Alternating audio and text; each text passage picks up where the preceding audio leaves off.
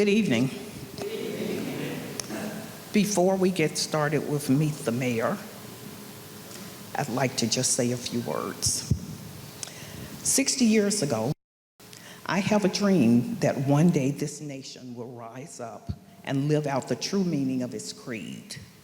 We hold these truths to be self-evident, that all men are created equal. This will be the day when all of God's children will be able to sing that song with a new meaning. My country, tears of thee, sweet land of liberty, to thee I sing, land where my father died. I have a dream that one day, even in the state of Mississippi, and Carolin is saying, feel free to change the state if you'd like to. He said, I have a dream that even one day, the state of Mississippi, a state sweltering with the heat of injustice, sweltering with the heat of oppression, will be transformed into an oasis of freedom and justice. I have a dream that my 4 little children will one day live in a nation where they are not judged by the color of their skin, but the content of their character. I have a dream that one day down in Alabama, with its vicious racist, with a governor whose lips are dripping with words of interposition and nullification. One day, right there in Alabama, little black girls and little black boys will be able to join hands with little white boys and little white girls as sisters and brothers. I have a dream that one day, every valley shall be exalted, every hill and mountain shall be made low. The rough places will be made plain, and the crooked places will be made straight, and the glory of the Lord shall be revealed, and all flesh shall see it together. Quote, that is our hope. This is the faith that I go back to the South with. With this faith, we will be able to hew out of the mountain of despair a stone of hope. With this faith, we will be able to transform the jangling discords of our nation into a beautiful symphony of brotherhood.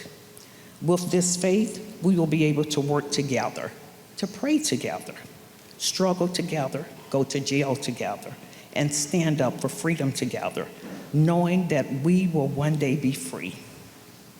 He says also, if America is to be a great nation, this must be true.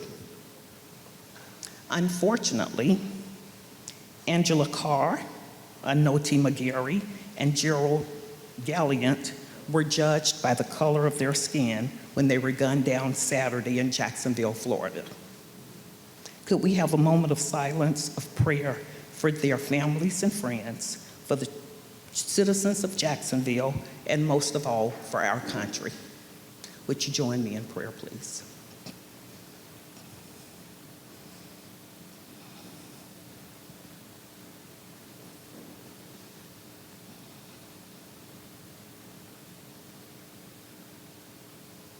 Thank you so much. Mayor, thank you for that amazing start to our conversation. We'll make a quick note. The mayor and I were chatting briefly at an event on Friday, and I was saying, what I'd like to do is start out by asking some questions about your background and so forth. And she says, let's not talk about me too much.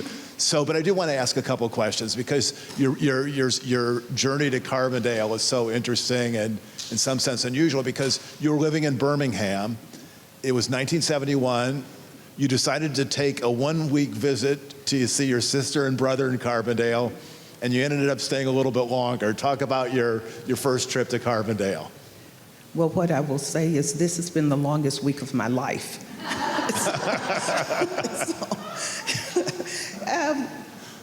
My family came to visit. Am I too loud? No, you're great. Oh, good. Okay, it sounds loud. Okay, so my family came to visit. My sister's roommate at the time taught at SIU and convinced my dad first, and then me, that I should stay in Carbondale and transfer from the college I was going to SIU. Okay. And then so you finished up at SIU, and then you began working at a bank, is that right? Actually, I don't have a degree from SIU, Okay. but I did start working at a bank, University Bank. Started there as a part-time file clerk. And that was back in the day when you actually had real checks that you had to put in a file and send out to customers every month at the end of the month for them to reconcile their statements. So I started as a part-time file clerk. Within 2 years, I was head bookkeeper and have been trained on every job in the bank. And then you spent really the bulk of your career working at SIU in the Yes. bursar's office, right? Well, no, not in the bursar. I worked in the bursar's office for about 6 months. Okay. Transferred to the Division of Continuing Education, worked there for 30 plus years, and then that department was actually split. So I went to the registrar's office then, and that's where I retired from. Okay. Well, tell us about just, your experiences. I mean, what do you remember most about the years working on campus? I mean, how did the school change? How did students change?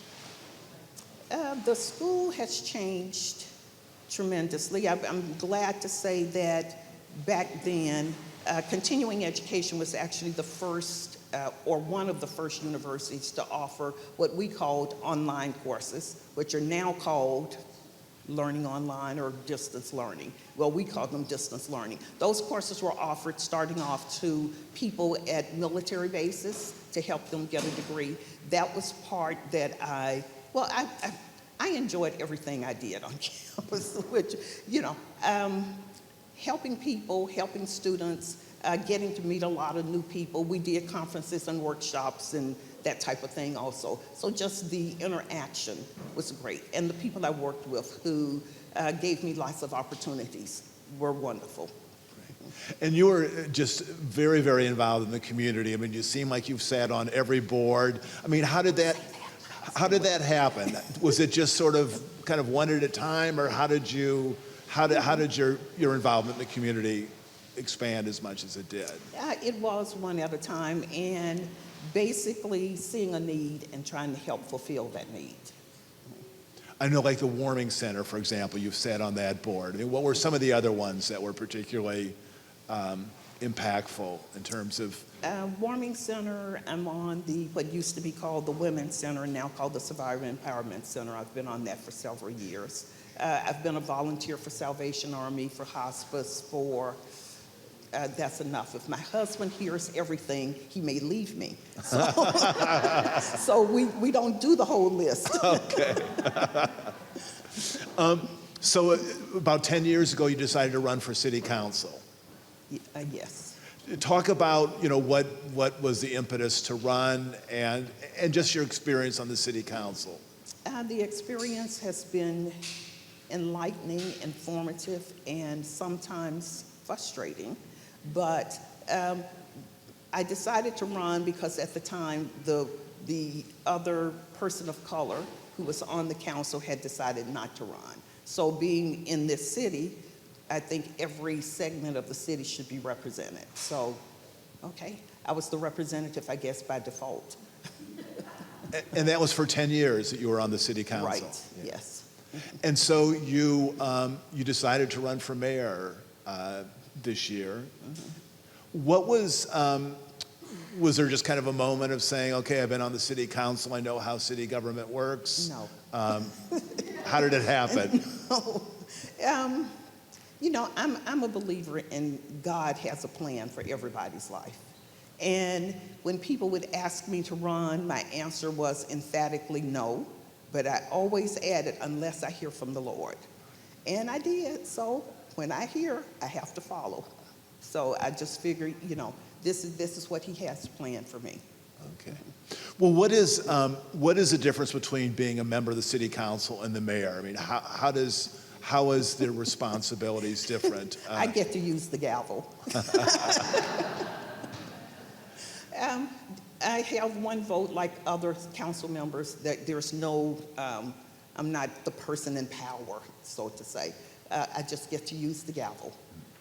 So there's 6 city council members and a mayor. Yes. Do you cast votes on every vote, or do Yes. you? Okay, so it's not like you're there to break a tie. No. And I've tried to talk them into giving me 2 votes, but that didn't work either. Okay. So everybody gets one vote. Okay. And talk for a second, if you would, about the relationship between the mayor and the city manager, because we have a terrific city manager, Yes. Gary Williams, who's well Yes. known. Talk about the sort of the division of labor between the mayor and the city manager. Our form of government is mayor, city manager, as you said, city manager, and our staff. I don't want to leave them out because I think they all do a great job. And basically what I tell them is they do the work, I get to look good for it. Okay. Yeah, they handle the day-to-day operations of the city. Okay. Yeah, And then the city council meets every other Tuesday? usually. Yeah. It's every second and fourth Tuesday, but that's not always the case. Some months we only have one meeting. Okay. It was interesting. I looked at your minutes for the last meeting, and I was glancing through it, and I said, okay, I think I'll print it out. And I was ready to print, and then I saw it was 435 pages. So I thought, That must have been. I print a lot, as my colleagues Yeah. will say, but I thought I decided not to. There must have been some contractual things or other That may have items. been one of the 4-hour meetings that we're trying to cut down on. Okay. Yeah, definitely trying to cut down on. Okay. So let's talk about the issues that face the city of Carbondale and you as mayor. I mean, what would be the issue that you spend the most of your time working on? What is the issue that grabs most of the attention of mayor? At this point, gun violence or just the crime in Carbondale, that we're trying to do something about that. And then just knowing that housing is a major problem also, especially if you're low to middle income. Oh, this mic is, can you hear me now? Oh, good. Okay, what didn't you hear? If you didn't hear it, okay. So the two major issues that I am concerned about are crime and housing. Our crime rate, as you know, well, I won't say crime rate, but the incidents of gun violence have increased. We know it's not just a Carbondale problem, it's a nationwide problem. And then providing housing for low to middle income families is a concern also. Let's talk a bit about the crime issue, because we had an event last fall on campus with the Renewing Illinois Summit, and we had the speaker here. And it was interesting because he was going to give a talk about his career and, the whole range of issues that he was working on. And about 95% of the questions that were put to him were on the criminal justice bill that had just been passed, the Safety Act, and it was just relentless questions on that. Has that particular law affected how the city of Carbondale works? How is that affecting just like the criminal justice system in the state? I can't really answer that. That would be a question for our city attorney, but I think some parts of that are good, but then some parts I know I don't agree with. Like, if I'm thinking of the right thing, there's the no bail. Right. It's part of that, and I think for some people that will be great. I don't know specifics on which crimes it actually involves, though, so I can't give you a definitive answer on that. Okay. Well, I'm going to ask one more question, and then I'm going to turn it over to the audience. But in terms of economic development in Carbondale, obviously the population has declined. It's more difficult for businesses to have a customer base and all. I mean, what is your big picture view of the challenges businesses face in Carbondale? The one thing that if I had the magic wand, stop ordering online. But I know I can't do that. But we aggressively seek businesses to come to Carbondale. At this point, we have lots of empty space in University Mall. There are lots of empty storefronts. So if you know of businesses that you'd like to have in Carbondale, please contact our economic development director and let him know about those businesses so that he can hopefully contact them, or maybe they've already contacted us. I think literally every mayor we've talked to has expressed that same concern about just how online shopping has just fundamentally affected their economies. Yeah. Final question, then I'm going to turn to the audience. when I talk to mayors, the one thing they always say is when they go out to a grocery store to get a gallon of milk or something, they think it's going to be a 5-minute trip. They end up coming home about an hour later, and they have been, greeted by constituents who've said hello and said, oh, here are some things I want to talk to you about. I mean, what are the questions they ask? Is it just very specific about what's happening on my street, or are there broader questions about the city? I mean, what are the questions you get most often when you're talking to constituents? I seem to get, I guess I'm the lucky one, I get them all. And I really appreciate people bringing their issues, because I'm here, that's why I'm here. I'm here to represent and to serve the citizens of Carbondale. So anyone who has a concern, please contact me or the city, administrative assistant. If I'm not in the office, she'll take your number and I'll give you a call back and see if there's anything we can do about it. Okay, great. Yeah, and I do want to encourage you all to use the See-Click Fix app on your phone. It's an excellent app. If you see potholes or a tree that's down or neighbors' loud music, whatever, it instantly sends information to the city for that. So See-Click Fix.